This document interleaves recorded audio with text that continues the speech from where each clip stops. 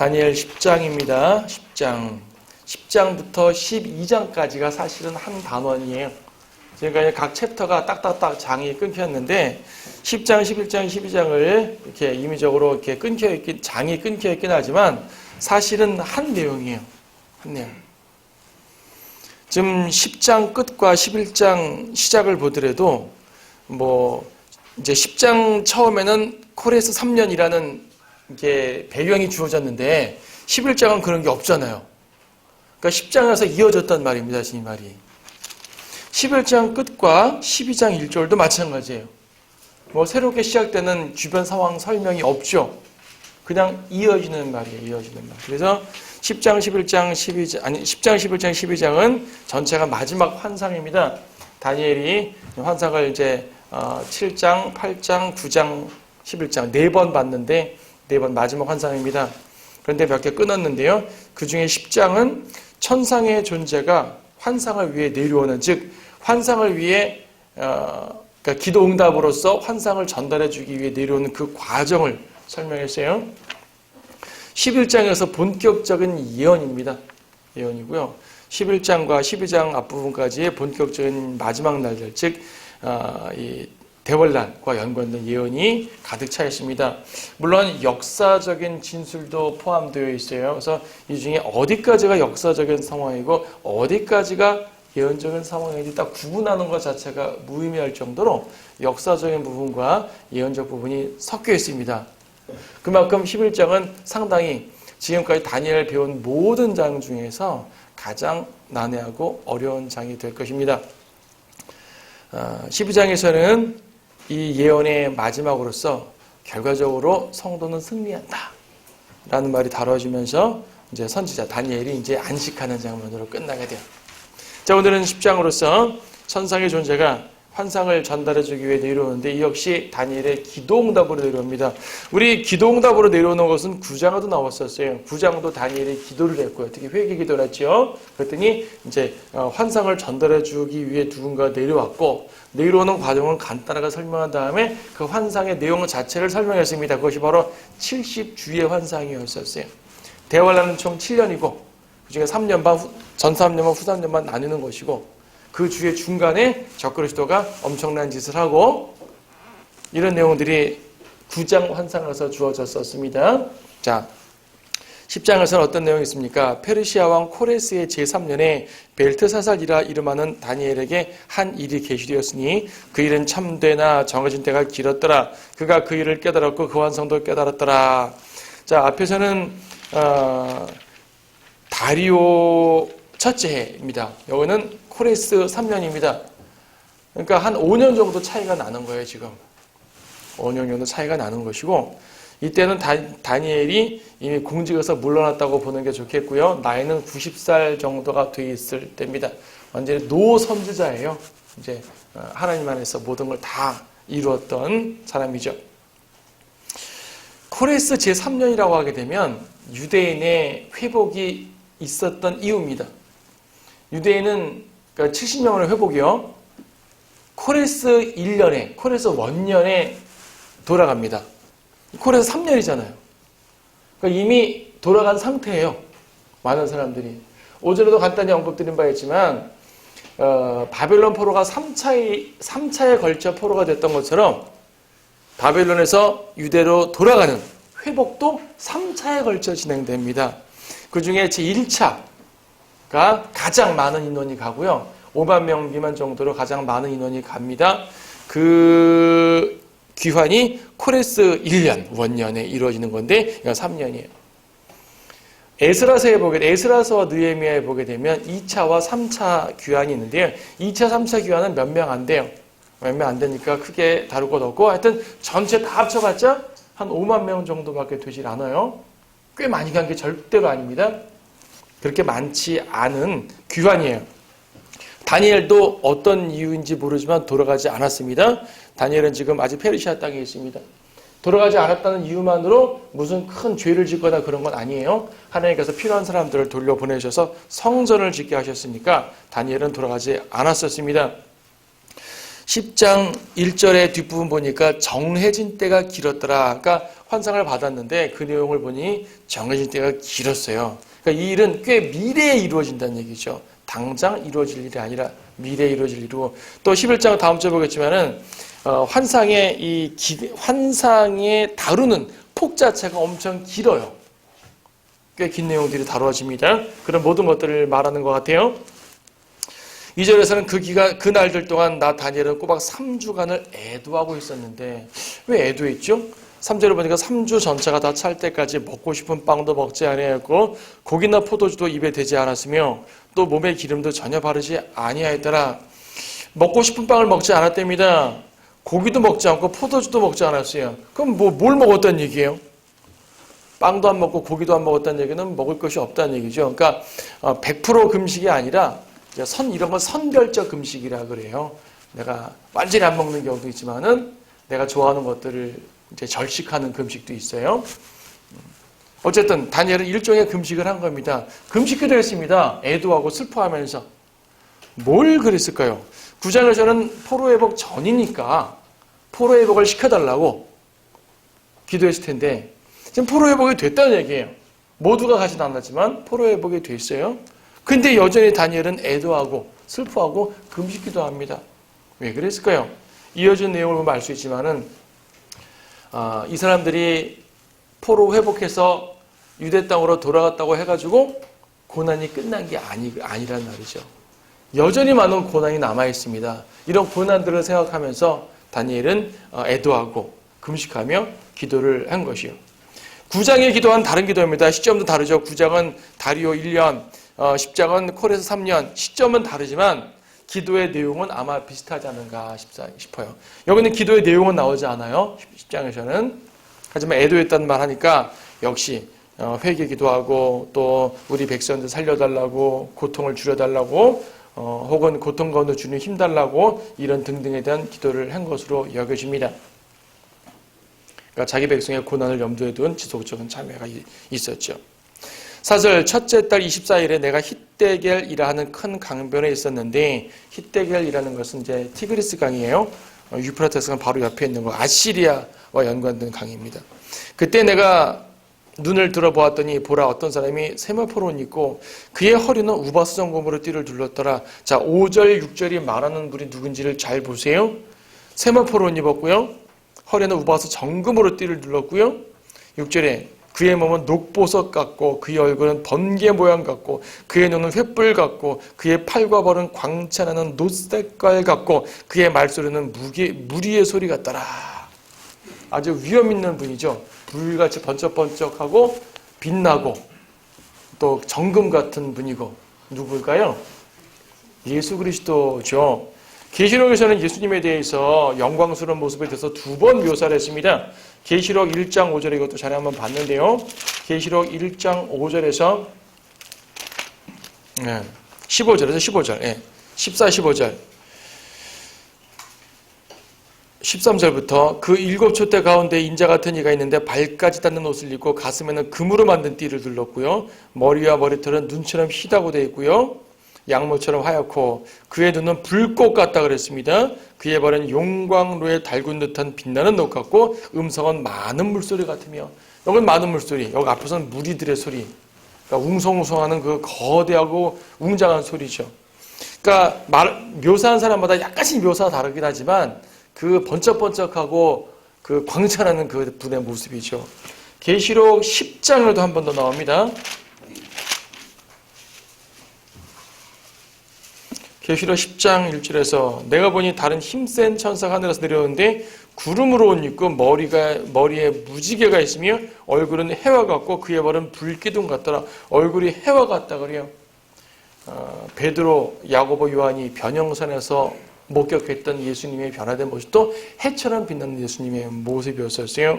여기 보게 되면 한 힘센 천사라고 되어 있는데 때때로 예수님을 천사로 묘사할 때가 있기 때문에 이 부분은 교리적으로 묘사상 예수님으로 봅니다. 자, 예수님께서 이렇게 위험 있는 모습, 그러니까 이것은 초림 때의 모습이 아니죠. 재림 때의 영광 받으신 모습입니다. 영광 받으신 모습. 그러면 다니엘서 10장에서 말하는 예언은 재림 때와 연관된 예언임을 알게 되겠죠. 다시 본문 들어갑니다. 10장 7절. 나 다니엘이 홀로 그 환상을 보았으며 나와 함께 있었던 사람들은 그 환상을 보지 못하였고 오히려 큰 두려움이 그들에게 내림으로 그들이 숨으려고 도망치더라. 사도 바울이요. 회심하기 전에 다마스커스에 있는 유대인 크리스천들을 잡아주기로 그리스도인들을 잡아주기로 갔을 때 가다가 누굴 만납니까? 예수님을 만나잖아요. 예수님을 만나는데 예수님이 딱 나타나시는 거예요. 빛 속에서 나타나시는 것이에요. 이때 바울은 눈이 멀어버리기도 했지만요. 근데 바울은 그 모든 것들을 보고 대화하고 했는데 옆에 있는 사람들은 제대로 듣지도 보지도 못했습니다. 다만 무슨 천둥 소리가 나는 것 같다는 정도로는 반응을 했죠. 비슷해요 지금. 다니엘도 환상을 봤는데 주변에 사람들이 있었어요. 그러니까 혼자 있을 때 받은 것이 아니라 주변에 사람들이 있을 때 받았는데 직접 이 환상 전체를 목격하고 대화한 사람은 다니엘 혼자고 옆에 사람들은 환상을 보지 못하고 커다란 두려움이 그들에게 미쳤습니다. 두려움이 미쳤다는 얘기는 뭔가 좀 이렇게 분위기상 소리가 났다든지 어떤 빛이 비쳤다든지 뭔가 이런 게 나왔다는 얘기죠. 자, 두려워서 숨으려고 했었습니다. 숨으려고 도망쳤었습니다. 8절. 그러므로 내가 홀로 남아서 이 큰 환상을 보았는데 내게는 남아있는 힘이 없었으니 나의 아름다움이 내 안에서 변하여 썩게 되었으며 내게 힘이 없어졌더라. 이렇게 막 꾸몄을 거 아니겠어요. 우관을 갖추고 이 모든 것들이 다 쇠하여졌다. 썩은 것처럼 변해버렸다 이거죠.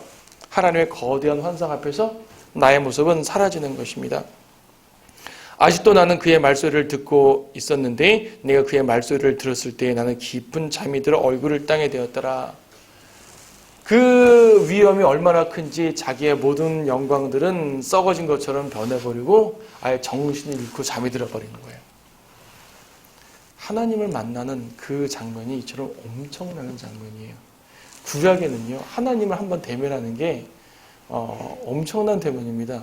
한번 대면하게 되면 자기의 기가 다 빠질 정도라고 볼 수가 있겠죠. 죽지 않고 산다 하더라도. 근데 여러분들은요, 하나님을 매일 만나는 거예요. 하나님 만날 때마다 이렇게 여러분 뭐 힘이 없어지고 그러십니까? 여러분 하나님 어떻게 만나셔요? 말씀으로 만나죠. 기도할 때 만나죠.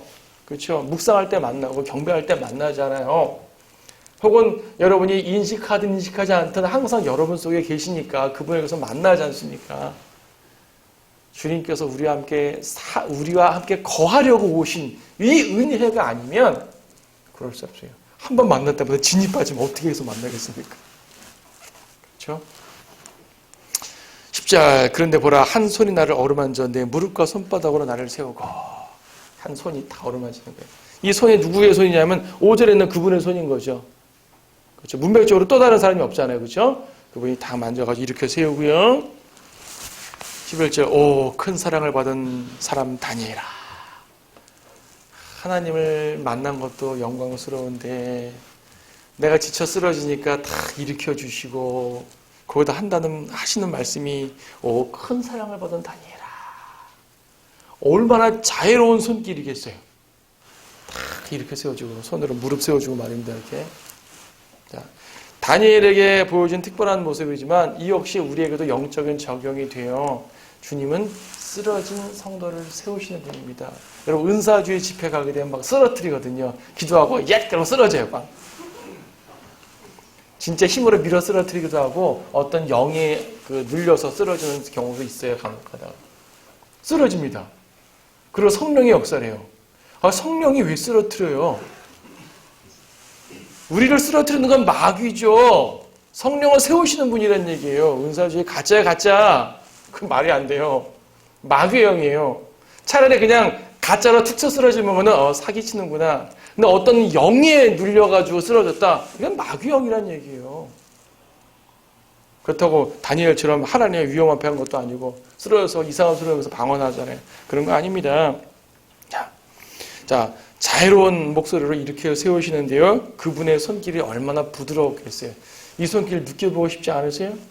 저는 가끔 그래요. 물론 내 안에 주님 살아가신 걸 알지만 때로는 직접 주님의 눈을 맞추고, 그렇죠? 직접 그분의 손을 잡아보고, 직접 그분의 손을 이렇게 어루만짐 받아보고 말입니다. 그렇죠? 네. 곧 될 겁니다. 곧 되면 여러분 이제 휴가 되면 말입니다. 주님 앞에 쓸 거 아니겠어요? 그때는 영이 아니라 몸과 몸으로 만날 거 아니겠어요? 주님께서 그렇게 해주실 것입니다. 자, 여기서 큰 사랑을 받은 사람이란 말 나오는데 다니엘이 이런 표현을 몇 번 받았습니다. 큰 사랑을 받은 다니엘. 신약에서 비슷한 표현을 받은 사람이 요한. 요한은 사랑하는 제자, 여기 몇 구절 써놨죠. 요한복음 19장이나 20장 등등 나옵니다. 사랑을 받은 사람, 큰 사랑을 받은 제자. 다른 제자들은 사랑받지 않았어요. 다른 제자들도 사랑받았죠.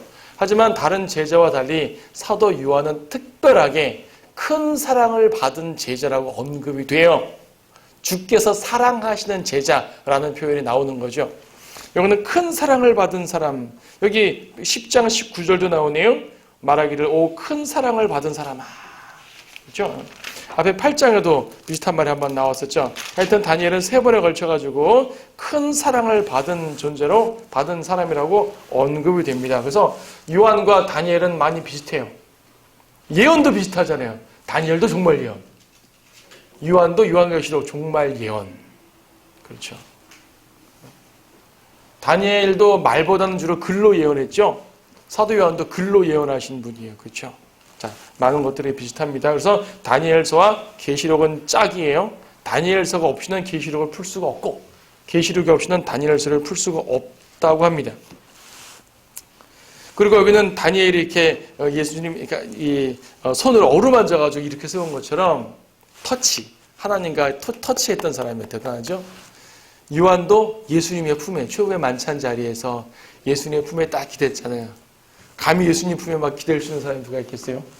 요한은 사랑받은 자. 자, 그렇습니다.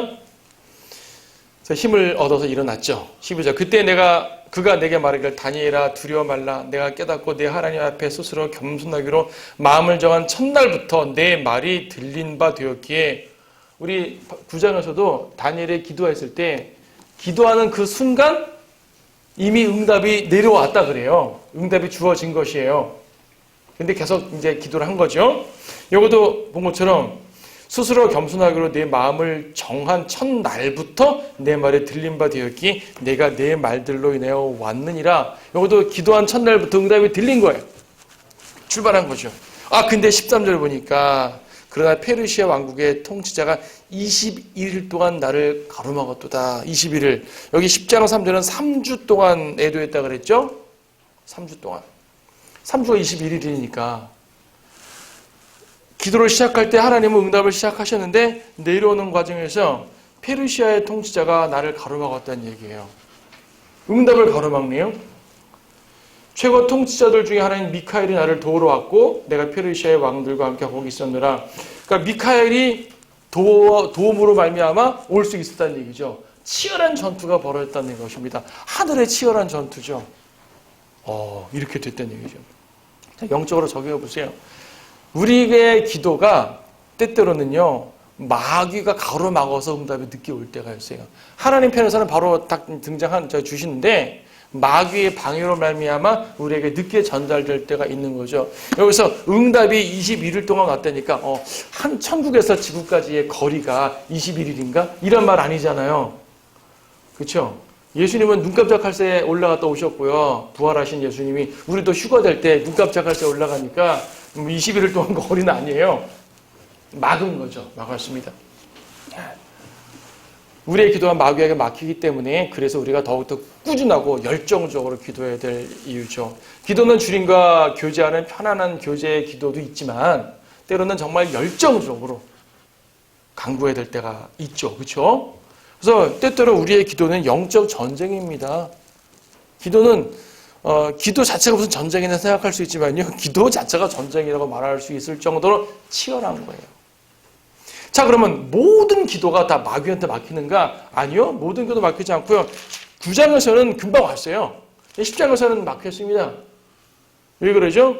내용을 볼 수 있는데 10장에는 전달 과정이지만 11장부터가 구체적 환상 내용이라 그랬죠. 다음 주에 보겠지만요. 11장 내용을 보게 되면 적그리스도의 정체가 아주 구체적으로 나와요. 대관람과 적그리스도. 물론 9장에서의 환상도 대환란이라든지 이런 내용들이 안 나온 건 아니었어요. 거기도 적그리스도 활동 나왔어요. 희생제를 그만다든지 나왔었어요. 근데 적그리스도의 활동을 살짝 보여주는 차원이 아니라 11장 가서 아주 강력하고 자세하게 쫙 등장하니까 사탄의 왕국에서는 말하자면 정보 유출이 되는 거예요, 지금. 쉽게 말해서. 정보 유출되면 안 되죠. 자기네들이 얼마나 더 많은 날 동안 사람들을 속일 텐데요. 네. 자기가 누군지 모르고 싹 감추고 속이면 더 잘 속잖아요. 지금 이제 이 코로나 연관해가지고 신천지, 그렇죠? 신천지가 왜 이렇게 활발하냐면 자기가 신천지인 걸 말하지 않아요. 말하지 않고 교회에 침투해서 그냥 교회 다니러 온 사람이에요, 그냥. 처음에 열심히 교회 활동하면서 슬슬슬 이제 본색을 드러내고 하나하나 끌어가는 거죠. 교회 열심히 활동하는 집사님, 장로님이니까 따라가는 거예요, 그냥. 자기의 정체를 숨긴다고요. 사탄은 자기의 정체를 숨깁니다. 근데 정체를 다 드러내버렸어요, 하나님께서. 그 드러낸 정체를 가지고 지금 계시를 하시러 오시는 것이에요. 사탄이 이거 안 돼, 이거 안 돼. 막는 거죠.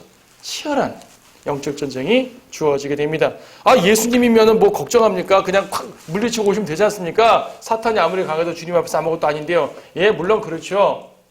근데 예수님도 마귀를 물리치기 위해서 그냥 저리 가! 하는 것이 아니라 수많은 과정이 필요하셨어요. 일단 예수님이 마귀를 그냥 저리 가! 하고 끝내버릴 수 있다면, 끝내버리신다면 능력이 없어서가 아니라 끝내버릴 수 있지만, 그러시다면 왜 십자가를 져야 되겠어요? 십자가를 지신 것 자체가 이런 과정이 필요하죠. 예수님 능력이 부족하시네. 그냥 과감히 그냥 말씀으로 물리쳐버리고 어차피 주님 피조물 아니에요. 물리쳐버리고 십자가 안 져도 되잖아요. 아니에요. 주님 편에서는 져야 됐다고요. 그분의 필요가 있는 것이에요. 이런 모든 영적 전쟁의 과정이 있는 거예요. 십자가 이후에 마귀를 또 이미 승리했기 때문에 제압하는 것과 십자가 전이기 때문에 구약적인 방식으로 싸워야 되는 것도 있는 것이죠. 다양한 상황이 펼쳐지는 것입니다. 예수님이 왜 그 사탄 때문에 3주 동안 딜레이 됐지? 이런 것을 우리가 고민할 필요는 없어요. 이 당시의 과정이 그랬고 기도 자체가 이만큼 영적 전쟁이라는 것을 말하는 것이 중요한 것입니다. 자, 사탄은 자기의 정체가 드러나는 걸 싫어합니다. 이미 지금은 성경 속에서 다 계시가 됐기 때문에 여러분 성경만 제대로 공부하면 사탄의 정체를 다 알고 대비할 수 있어요. 그래서 사탄은 성도들에게 성경을 읽지 못하도록 막는 거죠. 성경을 읽더라도 그냥 눈으로만 읽지 그 제대로 공부하지 못하도록 만드는 거죠. 혹은 모든 목사들과 신학자들에게 거짓 교리를 배우게 함으로써 성도들에게 마귀의 정체에 대해서 제대로 알리지 않게 만든다는 얘기입니다. 그래서 제가 많이 경험했는데요. 이 성경에서 마귀와 연관된 주제로 설교나 강의를 할 때 있잖아요. 여러분들 마귀와 연관된 주제를 깨닫는 그러한 이제 예배나 성경 공부를 했을 때 그때 마귀가 공격을 좀 많이 합니다. 다양하게. 뭐 죄를 짓게 한다든지 혹은 뭐 안 좋은 일이 이제 크고 작게 생기게 할 수 있다든지 그래서 더욱더 긴장을 하고 여러분 다른 때도 마찬가지지만 특히 마귀를 건드렸단 말이에요. 우리가 지금. 하나님의 말씀을 통해 마귀를 건든 거예요. 쉽게 말해서. 가만히 안 있을 거 아니겠어요.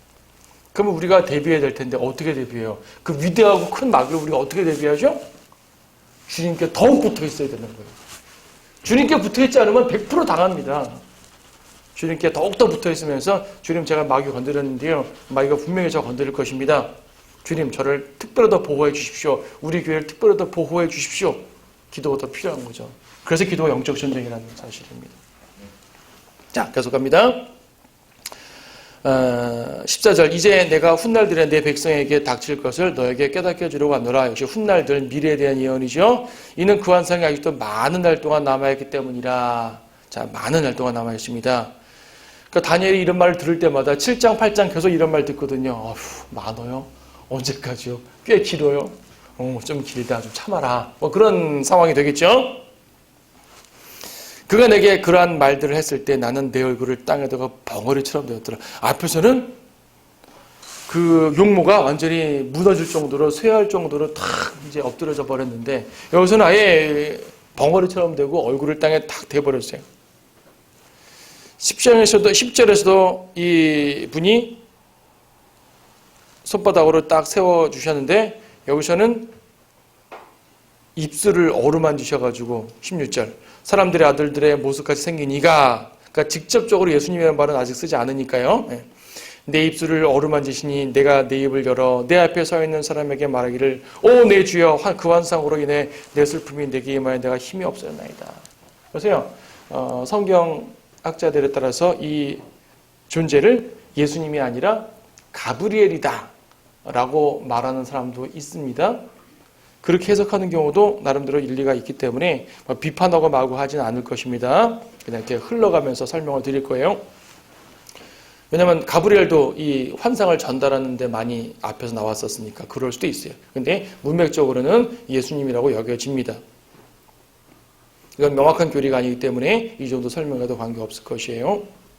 자, 오 내 주여 그 환상으로 인해 내 슬픔이 내게 임하여 너무 슬퍼서 힘이 없어졌다고 말하죠. 17절도 힘이 다 없어지고 호흡도 남아있지 않고 너무 벅차고 힘든 거예요. 숨도 제대로 못 쉴 정도로. 주의 종이 어찌 내 주와 더불어 말할 수 있으리까. 그러니까 주님의 응답을 받고 환상을 받는 것 자체가 다니엘에게 고통일 수가 있었습니다. 그러자 사람의 모습 같은 이가 다시 와서 나를 어루만져 내게 힘을 돋우어주며 말하기를 오 큰 사랑을 받은 사람아 두려워 말라 내게 평강이 있으라 강건하라 정령 강건하라. 평강이 있으라 강건하라. 평강이 있으라는 말은요 부활하신 예수님이 제자들에게 딱 나타났을 때 너희에게 평강이 더할지어다 라고 말씀하셨어요. 연관되죠? 강건하라. 이거는 하나님께서 여호수아에게 강하고 담대하라 했던 말씀과 또 유사하겠죠? 이 말씀들은 그대로 여러분 우리 성도들에게 주시는 말씀이기도 합니다. 평안을 주시고 힘을 주시고 위로를 주시고 힘을 주시는 것이에요. 네. 위로를 주시고 힘을 주시죠. 힘을 얻었어요. 그가 내게 말했을 때 내가 힘을 얻고 말하기를 내 주께서 내게 힘을 돋우어 주셨으니 말씀하소서. 오, 이것이 바로 성도의 믿음이에요. 앞에서는 어땠습니까? 주님께서 쓰러진 다니엘을 이렇게 세워도 힘없는 모습으로 앉아 있었어요.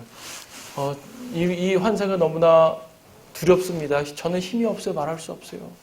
벙어리처럼 된 상태에서 주님이 입술을 어루만져서 말을 하게 했음에도 불구하고 저는 이 환상을 너무나 어려워서 힘을 낼 수 없어요. 주님과 대화할 수가 없어요. 자, 앞에서도 7장, 8장도 봤지만요. 하나님이 주시는 환상의 핵심은 뭐냐면 승리였어요. 과정은 사탄과 싸우는 많은 어려움이 있지만 결과적으로 승리였단 말이죠. 근데 다니엘은 궁극적 승리는 궁극적 승리고 당장 닥치는 고난에 초점을 두는 것이에요. 여러분 어떻습니까? 여러분도 하나님의 말씀을 굳게 믿고 그리스도를 굳게 믿기 때문에 당연히 여러분이 닥치는 모든 고난에 궁극적 승리할 걸 다 믿잖아요. 하지만 현실을 대할 때는 믿음보다도 고민이 먼저 튀어나오지 않으세요? 인생이니까 현실적으로 그렇단 말입니다. 이게 다니엘의 모습이란 말입니다. 하나님께서는 승리에 초점을 두셨는데 다니엘은 고난받아 고통스럽다는 것만 보고 있는 것이죠. 그런 다니엘이 19절에서 변한 것이에요. 19절에서는 주님께서 두려워 말라, 평강히 있으라, 강건하라, 정령 강건하라 힘을 불어넣었더니 다니엘이 더 이상 저 힘없어요 라고 말하지 않고요. 그가 내게 말했을 때 내가 힘을 얻고 말하기를 내 주께서 내게 힘을 돋우어 주셨으니 말씀하소서. 주님께서 힘을 주셨다는 사실을 굳게 믿고 무릎에 힘을 주고 일어난 것이에요. 입을 벌려 주님과 대화를 하는 것이에요. 그래서 여러분 히브리서 12장 말씀 보세요. 네, 13절, 12절. 예. 그러므로 맥없이 처진 손과 쇠약한 무릎을 일으켜 세우고 너희 발을 위해 곧은 길을 만들어 절뚝거리는 다리로 길에서 벗어나지 않고 오히려 고침을 받게 하라. 쓰러진 성도에게 주시는 주님의 힘과 위로는 우리를 벌떡 일어나게 하시는 것이고요. 우리의 입을 벌려 주님과 교제할 수 있게 하시는 것이고요. 주님의 음성을 듣고 담대히 나아갈 수 있게 하시는 것이죠. 이 믿음을 다니엘은 굳게 잡고 일어서게 됩니다. 영적으로 적용하면 여러분들의 과거는 앞에 다니엘처럼 힘없는 모습이었다면 여러분들의 지금 이후의 모습은 19절의 다니엘처럼 믿음을 갖고 굳게 일어서야 된다는 사실을 성경 말씀 우리에게 알려주고 계십니다. 그때 그가 말하기를 너는 내가 어찌하여 내게 왔는지 아느냐? 이제 내가 페르시아의 통치자와 싸우려고 돌아갈 것이라. 아직 페르시아 통치자를 해결을 못했어요. 앞에서 이제 막 가로막은 것 때문에 미카엘을 붙여놓고 오기만 했죠. 근데 가서 싸운다 그래요. 보라, 내가 가면 그리스의 통치자가 올 것이라. 아, 무슨 말인가 하니 페르시아 통치자가 사라지고 그리스의 통치자가 온다. 이것은 얼마 후에 페르시아가 끝나고 그리스 시대로 바뀐다는 말입니다. 그럼 뭐요? 땅에서 벌어진 역사는 하늘에서 일어난 그 왕국을 관장하는 영적 존재들의 흐름에 따라 변화될 수가 있구나라는 큰 틀에서 볼 수가 있어요. 그러니까 오해하지 마세요. 땅에 일어나는 모든 현상은 일일이 하나씩 다 위에서 일어나는 것에 대해서 꼭두각시처럼 움직이는 것인가, 운명론처럼 그런 건 아니고요. 큰 틀에서 그렇다는 얘기입니다. 큰 틀에서. 왕국을 좌지우지하는 존재. 그렇다면 그리스의 통치자가 있다면 대한민국의 통치자도 있겠죠. 그렇잖아요. 중국의 통치자도 있겠고 미국의 통치자도 있겠고. 그럼 누구냐? 천사. 근데 좋은 천사가 아니라 나쁜 쪽 천사들이에요. 나쁜 쪽 천사들. 페르시아를 관장하는 천사, 그리스를 관장하는 천사, 하나님 편 말고 저쪽 편에 있는 천사예요. 천사라고 불리지를 사실 않아요. 천사라고 말하는 존재들은 별도의 존재이기 때문에 제가 편의상은 천사라고 그랬지만 천사가 아닙니다. 에베소서에 보게 되면요. 정사들과 권세들과 높은 곳들에 있는 영적 악, 이런 말들이 나와요. 이 정사들, 권세들, 정사란 말은 정권 잡은 사람들, 권세란 말은 권세 잡은 사람들을 말하는 거지만 땅 위에 있는 정치가나 이 재벌 같은 사람들을 말하는 것이 아니라 하늘에 있는 그러한 존재들을 말합니다. 그래서 정사와 권세는 이 천사장급에 해당되는 마귀의 군대에 속한 존재들이에요. 그러면 페르시아 통치자와 그리스도 통치자가 약한 존재라고 했어요. 마귀 쪽에 붙어있는 천사장급의 그런 존재라고 했어요. 정사와 권세. 그럼 대한민국의 통치자는 미카엘일까요? 대한민국의 통치자도 역시 정사와 권세에 해당되는 사람일 거예요. 중국, 북한, 러시아, 미국 할 거 없이 오직 이스라엘의 통치자만 미카엘입니다. 하나님의 백성의 통치자만 미카엘이고 다른 모든 통치자들은, 다른 모든 왕국들의 통치자들은 사탄에 속해 있는 존재들이에요. 다시 말해 세상 나라들이 자신을 하나님의 나라인 양 착각하지 말라는 얘기예요. 다만 그 안에서 성도들 각자가 해야 될 역할, 교회들이 해야 될 역할이 중요하다는 얘기죠. 그러나 내가 진리의 성경에 기록된 것을 내게 보여주리라. 이러한 일들에 나를 지지해 줄 자는 너희 통치자 미카엘 외에 아무도 없느니라. 자, 미카엘 설명했고요. 진리의 성경이라 합니다. 하나님 말씀을 진리의 성경이라고 직접 말씀하신 유일한 구절이에요. 신약에서는 어디서 말했습니까? 요한복음 17장 17절에서 아버지의 말씀은 진리니이다. 우리 형제님 좋아하시는 말씀이죠. 아버지의 말씀은 진리니이다. 그렇죠? 진리니이다. 진리의 성경이라고 그랬습니다. 하나님의 말씀은 진리입니다. 하나님의 말씀에 대해 이보다 더 정확한 명칭은 없을 것입니다. 문맥적으로는 예언에 적용되고요. 뒤에 나올 환상에 적용되는 말이지만 큰 틀에서 하나님의 말씀은, 성경은 진리라는 사실. 예언이 진리인 경전. 이 말씀이 이 기록된 모든 말들이 진리인 책은 오직 하나님의 말씀밖에 없어요. 이 세상에 수많은 철학 서적들, 수많은 윤리 서적들, 수많은 종교 서적들을 갖다 붙여도 진리는 없습니다. 그러므로 여러분들이 이 성경을 굳게 붙잡고 있다는 사실이 얼마나 행복한 일인지 모릅니다. 그러므로 이 진리의 성경을 손에서 놔야 되겠어요? 붙들고 있어야 되겠어요? 항상 붙들고요. 이 말씀을 여러분 안에서 묵상하고 이 말씀이 힘이 되어서 승리하는 여러분들 되시기를 바랍니다.